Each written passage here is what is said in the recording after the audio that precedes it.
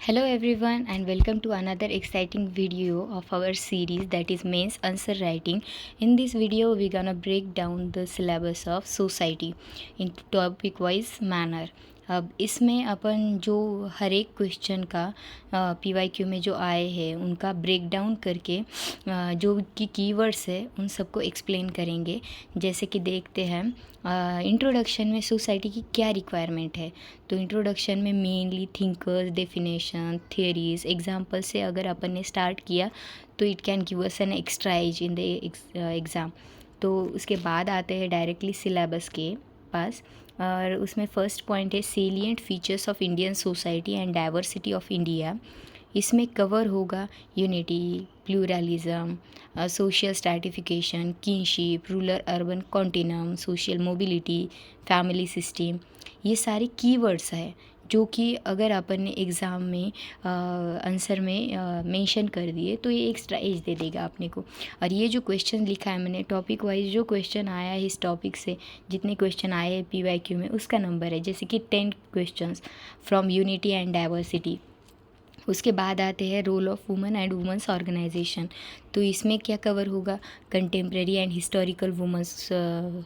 उसके बाद आएगा self help group, gender budgeting, gap in education, health, employment, participation in freedom struggle, post independence movement जो कि women's के फेवर में रहे हैं। उसके बाद आएगा पॉपुलेशन एंड एसोसिएटेड इशू। इससे आए हैं 8 क्वेश्चंस। तो उसमें है population growth, age structure, migration जो हो रहा है, इसमें आएगा इंट्रा कॉन्टिनेंटल, इंटर कॉन्टिनेंटल। उसके बाद जो demographic dividend, population ageing, policies कौन से रिस्पॉन्सेस है। उसके बाद आएगा पावर्टी जिसमें अपन फोकस करेंगे कॉन्सिक्वेंसेस, इनइक्वालिटी, अर्बन पावर्टी। फिर है अर्बनाइजेशन, उसमें प्रॉब्लम, रेमेडीज़, क्योंकि अभी के सिचुएशन में urbanisation is drastically increasing due to population growth. तो उसको टैकल करने के लिए इंफ्रास्ट्रक्चरल चैलेंजेस क्या है, स्लम का इंक्रीज़ हो रहा है बहुत ज़्यादा, सोशल कॉन्सिक्वेंसेस जो है, रूरल अर्बन इम्पैक्ट क्या हो रहा है लोगों के हेल्थ पे, बाकी के एस्पेक्ट पे, वो सब इसमें आ जाएगा। उसके बाद है effect of globalization on Indian society पे क्या हुआ है। तो उसमें क्या, जो इंडियन सोसाइटी के एस्पेक्ट है mainly family, youth, culture, media, इन सब से कैसा अफेक्ट कर रहा है ये दिया हुआ है इसमें। फिर आएगा सोशल एम्पावरमेंट, उसमें जो पॉइंट्स है कम्युनलिज्म, रीजनलिज्म, सेक्युलरिज्म, वो उसमें क्या इंक्लूड होता है। तो जो डिसएडवांटेज्ड ग्रुप है जैसे कि SC ST OBCs, minorities, PWDs, उनके लिए जो भी एफर्मेटिव एक्शन लेते हैं, जो रूट इम्पैक्ट होता है कम्युनलिज्म का, कंसेप्ट का एंड प्रैक्टिस ऑफ सेक्युलरिज्म का। उसके बाद यूनिफॉर्म सिविल कोड, फिर चैलेंजेस टू सेक्युलरिज्म, ये सब इसमें आएगा। अब अपन देखेंगे कि कीवर्ड्स जो एग्ज़ाम में इम्पॉर्टेंट है मेंस आंसर राइटिंग के लिए, उसका एक शॉर्ट एक्सप्लेनेशन के साथ मैंने यहाँ पे नोट डाउन किया हुआ है। तो फर्स्ट पॉइंट है डाइवर्सिटी। ओके, तो डाइवर्सिटी में क्या कीवर्ड्स आ सकते हैं, जैसे कि pluralism, syncretism, cultural mosaic, composite culture, multiculturalism, ethnolinguistic heterogeneity. तो उसमें प्लूरलिज्म यानी कि क्या है, जो कि पावर का डिस्ट्रीब्यूशन होता है among different groups in the society, वो आता है प्लूरलिज्म। फिर आता है सिंक्रेटिज्म जो कि amalgamation of different culture, religion, जैसे कि इंडिया में है। उसके बाद है कल्चरल मोसाइक, इसमें क्या होता है जो डाइवर्स कल्चरल ग्रुप है वो कैसे कोएग्जिस्टेंस में रह रहे हैं। फिर कंपोजिट कल्चर यानी कि harmonious blending of diverse cultures. उसके बाद आएगा role of women's and women's organisation.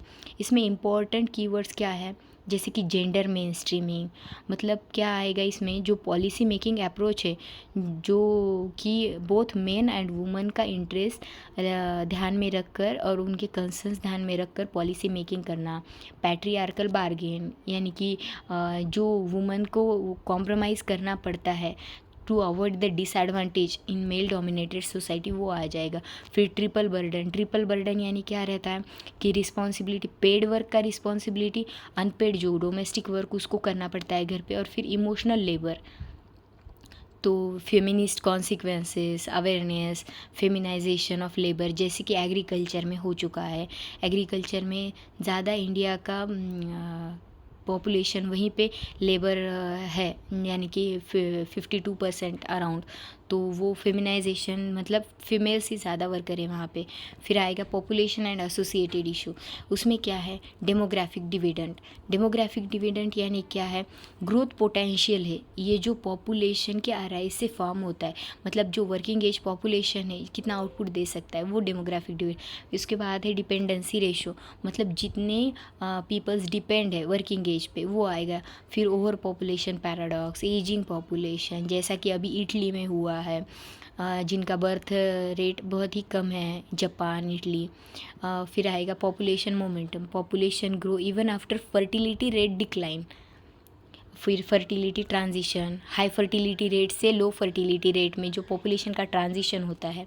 उसके बाद है पावर्टी एंड डेवलपमेंटल इश्यूज़, इसमें आएगा मल्टी डायमेंशनल पॉवर्टी, मतलब कॉम्प्रहेंसिव व्यू ऑन पॉवर्टी, इसमें हर एक एस्पेक्ट आएगा, हेल्थ, न्यूट्रिशन, एजुकेशन। उसके बाद है इंक्लूसिव ग्रोथ, मतलब हर सोसाइटी के लेवल को ध्यान में रख के एक ग्रोथ का अप्रोच रखना। उसके बाद है कैपेबिलिटी अप्रोच, सोशल एक्सक्लूजन, मतलब इंडिविजुअल और group systematically blocked from assessing rights and opportunities, जो कि एक नॉर्मल इंसान डिज़र्व करता है। उसके बाद है इनफॉर्मल इकोनॉमी, जैसे कि गिग वर्कर्स है, अनटैक्स्ड, और इकोनॉमिक एक्टिविटी जो आउटसाइड फॉर्मल लेबर लॉज के आउटसाइड है, इकोनॉमिक मार्जिनलाइजेशन। उसके बाद फिर आएगा अर्बनाइजेशन। अर्बनाइजेशन की प्रॉब्लम क्या है, अर्बन स्प्रॉल, यानी कि rapid expansion of cities and towns, जो सराउंडिंग के रूरल एरिया को ऑक्यूपाई कर रहा है, उसे कहते हैं अर्बन स्प्रॉल। फिर स्मार्ट सिटी पैराडिज्म। फिर आएगा gentrification, poor urban changed by wealthier peoples moving in करके। फिर आएगा slum proliferation, rapid increase in number और साइज ऑफ स्लम्स। फिर आएगा माइग्रेंट क्राइसिस, लार्ज पॉपुलेशन एक बार आ गया तो वो जहाँ वहाँ पे रहने वाले होस्ट कंट्री को कितना अफेक्ट करता है। फिर सस्टेनेबल अर्बनिज़म, अभी ये लाइवेबल एंड रेजिलिएंट जो इन्वायरमेंट रिस्पॉन्सिबल रहता है एक पर्सन के रहने के लिए, वो सस्टेनेबल अर्बनिज़म में आएगा। उसके बाद है सोशल एम्पावरमेंट, तो सोशल मूवमेंट रिफॉर्म्स आएंगे इसमें। तो कलेक्टिव मोबिलाइजेशन, किसी एक कलेक्टिव गोल के लिए जब अपन कलेक्टिव एफर्ट लेते हैं। फिर आएगा सोशल कैपिटल, रिलेटिव डिप्रीवेशन, मतलब एक्चुअल लैक ऑफ रिसोर्सेज। और उसके बाद आएगा गवर्नमेंट एंड एनजीओ के इनिशिएटिव्स क्या है सोशल जस्टिस के लिए, उन्होंने जो अफर्मेटिव एक्शन लिया है, टारगेटेड इंटरवेंशन किया है। फिर जो राइट्स है। उसके बाद आएगा कम्युनलिज्म। फिर कम्युनलिज्म क्यों, सेक्टरियन पोलराइजेशन, मतलब ideological and cultural divisions with in and across, मतलब एक ही ग्रुप में विद इन और अक्रॉस डिफरेंट ग्रुप्स में। उसके बाद है आइडेंटिटी पॉलिटिक्स, जो कि पर्टिकुलरली आइडेंटिटी पे मतलब जैसे पॉलिटिसाइजेशन और कास्ट का पॉलिटिसाइजेशन होता है।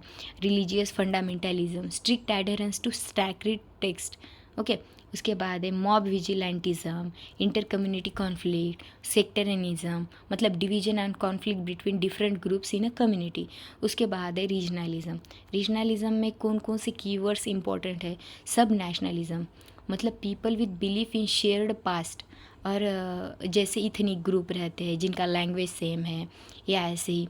फिर federal asymmetry, different constituent state possess different powers. फिर regional autonomy, regional imbalance, son of soil theory, मतलब राइट जो लोकल पीपल के राइट है तो वो उनके लैंड पे ज़्यादा रहेगा। फिर इथनो रीजनलिज्म। उसके बाद आएगा सेक्युलरिज्म, जैसे कि कॉन्स्टिट्यूएंट मोरालिटी है, principal values that guide the action of government and citizen. फिर ऑल रिलीजन आर पॉसिबल, कि एक साथ जैसे इंडिया में मल्टी रिलीजियस कम्युनिटी कंट्री है अपना इंडिया, जहाँ पे हर एक रिलीजन, हिंदू, मुस्लिम, सिख, सारे अच्छे से डाइवर्सिटी मेंटेन करके रहते हैं और एक दूसरे के लिए टॉलरेंस है। फिर secular humanism, state neutrality, positive secularism.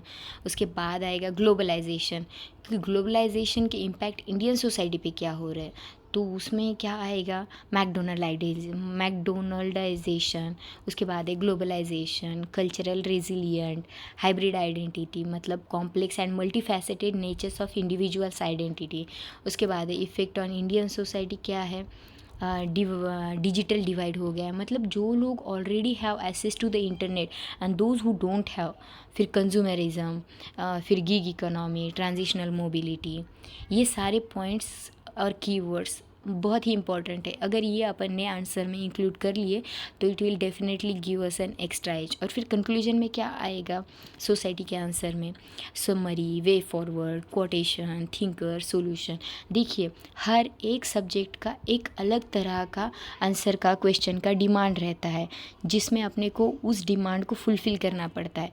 तो जैसे कि अपन ने लास्ट लेक्चर में ज्योग्राफी का देखा, इस लेक्चर में पॉलिटी का देखा, सोसाइटी का देखा।